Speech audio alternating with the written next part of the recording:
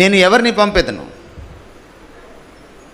అప్పుడు దాకా నశించిపోయానని నీరు గారిపోయినటువంటి యెషయా, అప్పుడు దాకా అయ్యో అపవిత్రుడను అని కుంగిపోయిన, అపరాధ భావంతో కుంగిపోయిన యెషయా ఇప్పుడు అంటున్నాడు, నేను వెళ్తాను, నేనున్నాను అంటున్నాడు. ప్రభువు కడిగితే మనల్ని పాప భావన స్థానంలో ఆత్మవిశ్వాసం వస్తుంది, అపరాధ భావం స్థానంలో అభయం వస్తుంది. గుర్తుపెట్టుకోండి, ప్రభువు కడగకుండా నేను ఆయన పని చేయలేను. ఆ పని ఆయనకు పనికి మాలింది. మీకు సంఘంలో బాధ్యతలు ఇవ్వచ్చు, కానీ మీరు కడుక్కోకుండా దేవుని సన్నిధిలో పని చేయకూడదు.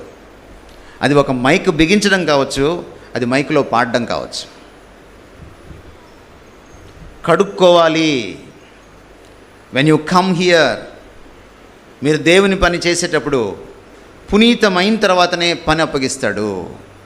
పరిశుద్ధుడైన ప్రభువు తెలియకుండా నా పాపం తెలియదు, నా పాపం తెలియకుండా నేను పాపాన్ని ఒప్పుకోలేను, పశ్చాత్తాపడలేను, పశ్చాత్తాపడకుండా ప్రాయశ్చిత్తం నాకు అంటుకోదు, నన్ను కడగలేదు, నేను పునీతుణ్ణి కాలేను. పునీతుణ్ణి కాకుండా దేవుడు నాకు పని అప్పచెప్పడు.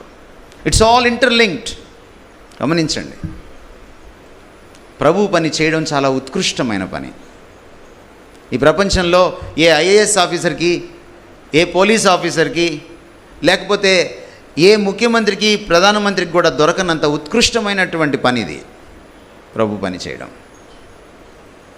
అందుకని ఈ పనిని చాలా సచ్చీలంగా చేయాలి, పవిత్రంగా చేయాలి. మనం యూట్యూబ్లో మాట్లాడినా ఎడాపెడా మాట్లాడకూడదు, ఒళ్ళు దగ్గర పెట్టుకొని మాట్లాడాలి. ఎందుకంటే ఇది ప్రభు పని.